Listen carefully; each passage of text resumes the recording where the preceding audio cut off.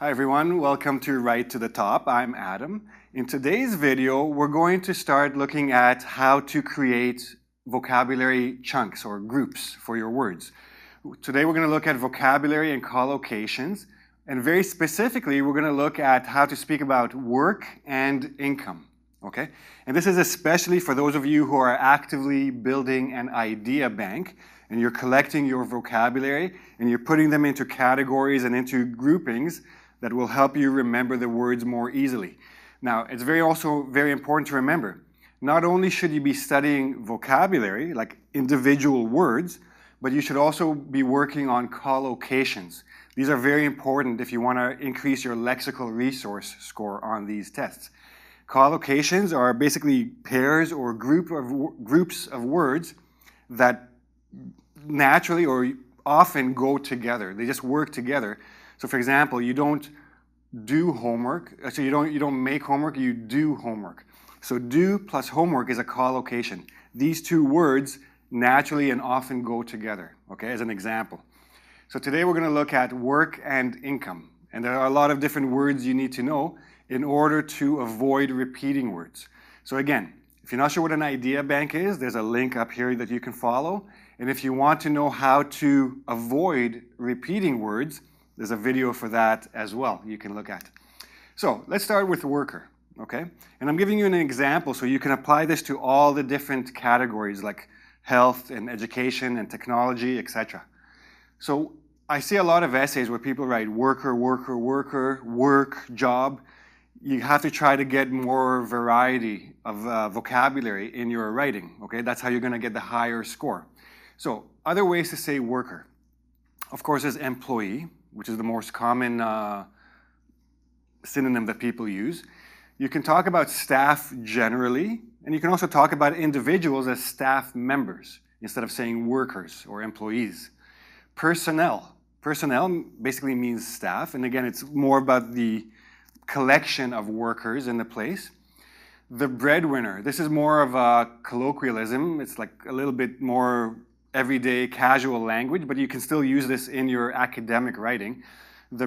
In most households, the breadwinner is the man, but this is changing and more women are the breadwinners of the family, okay? So you can say something like that. This is a very common word and you can use it naturally in an academic essay. Part-timer, full-timer, instead of saying part-time worker, say part-timer. Make it into a noun of a person with the ER suffix, okay? Wage earner, somebody who earns an hourly wage, or a salaried employee, somebody who earns an annual income, right? Wage per hour, salary per year. Hire. Now here, a lot of people know to hire somebody means to give someone a job, but you can use hire as a noun. So a hire is a person who was hired, right? And I'll give you example sentences at the end. A freelancer is a type of worker, a contract worker, or just an employed person. Lots of different ways to talk about worker. Talking about having a job. Now, having a job doesn't just mean that you're working for a company. There are other ways to talk about or to say that someone has a job, okay? And notice we have a job, have an occupation, have a profession, career, vocation. All of these are a little bit different. A job and an occupation, more or less the same. A job and a profession, different. A job, for example, a dishwasher in a restaurant or a cleaning lady in a hotel, these are jobs, okay? A profession, you went to school for. You have some higher education and some training for this particular thing that you do. Like an engineer, engineering is a profession. Cook in a restaurant, that's a job. But cook in a restaurant can also be a vocation. A vocation is something that is skills focused or talent focused, that you probably got some training or you've practiced enough that you're very good at it. So a cook is a vocation. And you can make a career out of it if you work in restaurants for many years and climb up the ladder and become a chef or a sous chef, etc., etc. Now, you can say that you have a job or you work as something. I work as an engineer, I work as a teacher, I work as a dishwasher. Do something or do something for a living or verb that thing for a living, right? So I do editing for a living, right? Part of my work is editing work. So I do editing with a noun, or I teach for a living. The key here is for a living, means for payment, for money that helps me live and pay the rent and buy food, etc. So that's another way to say have a job. Be employed as something.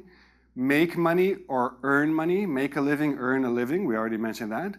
But earn a wage, a salary, a livelihood, or earn one's keep. Earn basically means you do something and in return you get money. Wage, salary, again, hourly, annual, livelihood, just income, one's keep, etc. Now, you can add if you want to explain what it is that you actually do, right? So I earn a wage by cleaning hotel rooms. I earn a livelihood as an engineer, etc. Or get paid for, a very casual way to say it again. Again, I'm just giving you a lot of vocabulary, a lot of collocations here, just to show you how to build this category, right? So don't get overwhelmed with all these words, but keep them in a notebook and make sure you write sentences for them so that you know how to use them. And then when you're writing your essays, they're ready to go. You can just use them and get your variety in there. Another way to say income, remuneration. It's a hard word to say. Just pay. Now pay, notice here, is a noun, not a verb, right? My pay is not very high this year because I didn't get the promotion. I hope next year to get a promotion and get higher pay as a noun, not as a verb. Compensation, this is basically what you get in return for your services. You can get a compensation package, and I'll discuss that more in the benefits. Some people get an allowance. It means every month you get a certain amount of money if you're doing volunteer work. Some people get a stipend, especially if you're talking about an intern or an apprentice. So technically, they are not staff. They are not employed. They're sort of volunteering their work, and they're getting an education for it. But a lot of companies give a stipend or an allowance. So when you finish your apprenticeship, when you finish your internship, the company or the person who gave you that position will give you a chunk of money as a reward, a little bit, as a thank you for your effort, not as a job payment. Financial incentives, this is anything that makes you work and gives you something money back. And reimbursement, you can also talk about. It's not exactly an income, it's more of a trade. You give something, like your services, you get reimbursed for your time. You get paid for your time or your services. Now, income is one thing that people care about when they look for a job, but these days, more and more people are interested in the benefits that companies offer for a position, right? And income basically means every month, this is how much money you get. Benefits are on top of the income, or sometimes instead of the income. So we have fringe benefits. Now, for a lot of people, this sounds like French benefits, but it's nothing to do with France or French. Fringe benefits basically means like extras on the outside. So healthcare, like health insurance, maybe you get a car or a car allowance, maybe you get a subway ticket, all kinds of different things that basically save you money. It's not so much a payment, it's more of like a savings to you because they give you that. You can get perks. Perks are basically like extras, bonuses. Perks and bonuses are basically the same idea, okay? Commission, this is a percentage. So for example, this is especially for salespeople. Let's say you're selling a product and each item or each unit of the item is $100 and you get a 5% commission. Means that every unit you sell, you get $5 for. And this is usually on top of your base salary. So a lot of people, like especially salespeople, they get a base salary plus commission or plus tips or plus whatever the perk is or whatever the benefit is. So commission, okay? And bonuses I mentioned. A lot of people work for tips. In Canada or like in I guess Europe as well or in the States, some very high-end restaurants, very fancy restaurants, where a couple will spend $300, $400, $500 on a meal, the waiters work only for tips. They don't get paid by the restaurant. They work only for tips, but it's a lot of money and it's all cash money. So they don't have to, they can play with the taxes a little bit. When you leave a job, if a company fires you or if it's time to retire or they have to cut costs and let some people go, they will offer a severance pay or a severance package. Severance means cutting off. So we're cutting off our relationship with you, the company, and I'm letting you go. So here's a big chunk of money, or here are some payment for the next 6 months, or health insurance for the next year. So you don't, there's no hard feelings, and you don't sue me for letting you go. And you may have heard this expression, golden parachute. This is for executives when they are let go from a company. Maybe there was a scandal, maybe there was something else. The company needs to fire them. They usually give them a severance package, but the payment is so big that it's called a golden parachute, because you're going to land on your feet very comfortably because you're making so much money. Your parachute is made of gold. You can sell it after you land on your feet. Okay? A couple more categories. If you're talking about surviving financially, if you're making enough money to survive, or if you're going to thrive, if you're making a lot of money. So again, earn a living wage means make enough to live. That's it. Make ends meet, same idea. Live paycheck to paycheck means you get your paycheck for like every 2 weeks, let's say. That paycheck will cover your living costs for the next 2 weeks. Then you get your next paycheck, next 2 weeks. So people who live paycheck to paycheck, or who are just trying to make ends meet, etc., or they make the bare minimum, which is minimum wage, all of these people they don't save money. They're making just enough to survive. If they lose their jobs, they're in big trouble, okay? And they're already struggling to pay the bills. Rent, utilities, groceries, like transportation. All these things they need to pay for. If they lose their jobs, they can't pay for that. So they're basically on the borderline of survival, of bankruptcy. On the other hand, you have people who have a high-paying position or a high-paying job. Maybe they make 6 figures, or they pull in 6 figures. 6 figures means $100,000 or more, again, depending on the currency you work with. You can also say they make a killing, but this is slang. Don't use it in your academic essay, but if you're taking the IELTS General and you have an informal letter, of course you can use that. In the speaking test, you can use that as well, okay? So again, don't worry about knowing all of these expressions and all of these words. Keep them in mind and start learning them. Start listening for them. Start reading and keeping your eye out for these expressions, and start remembering and start using them as much as you can, okay?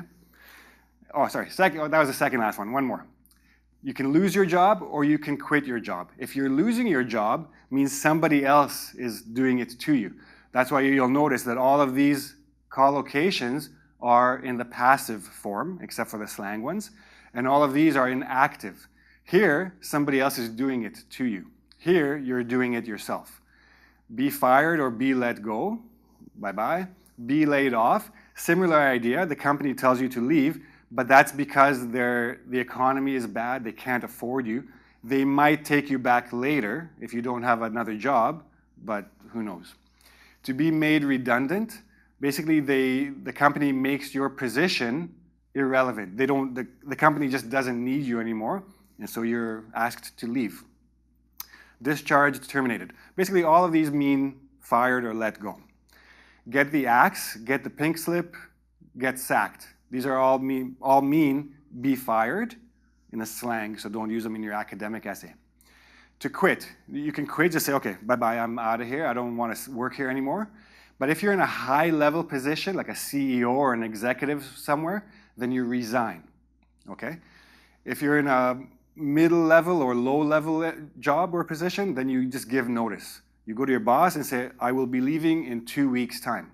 So that's your 2 weeks' notice, and so they can find somebody to replace you.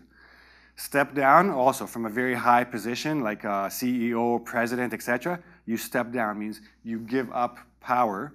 Maybe you stay in the company, maybe you leave. Retire could mean that you're just gotten to the age where you just stop working, or you quit the entire industry, okay? So sports people especially, like when they play, when they play sports on a team, eventually they get too old, they can't keep up with the young guys anymore, so they retire. They stop playing, and then they just get another job, maybe in the same industry, maybe somewhere else. So you can resign or you can hand in your resignation, same idea. So now, a few sentences. Now, the reason I'm showing you these, not to show one thing is right, one thing is wrong, just to show you how to get better vocabulary in your sentences. For example, those who earn their living in the hospitality industry instead of people who work in the hospitality. Work, everyday word, too common, not going to get you the points. If you can say who earn their living, then you're using a collocation. Then the graders will give you a little bit more points for that. Depend largely on tips to make ends meet, okay? They need the tips in order to have enough money to survive. These days, many young job seekers negotiate for better fringe benefits. They want more bonuses, they want healthcare, insurance, etc. Such as, and then you give a specific example of a fringe benefit. It shows that you know what it means, and it gives a better example for the whole argument you're making in the essay. Insurance as opposed to a higher base salary, like just a monthly or weekly payment on account of increasing healthcare costs, okay? Cost of healthcare.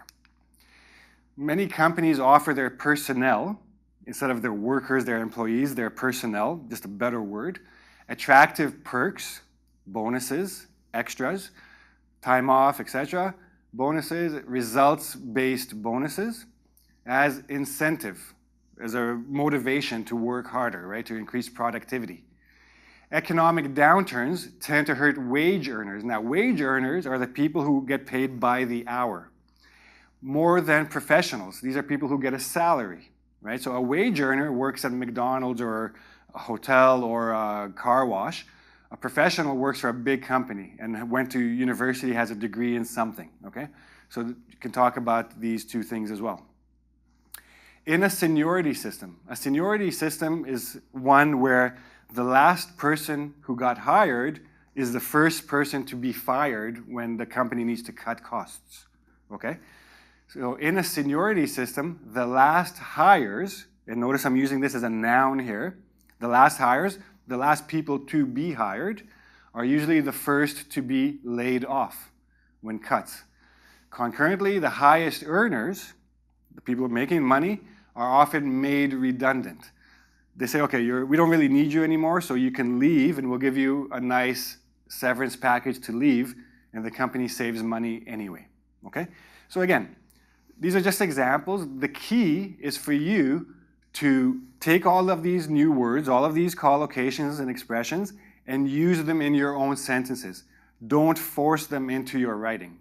Let the graders understand that you actually know what these words mean and how to use them, okay?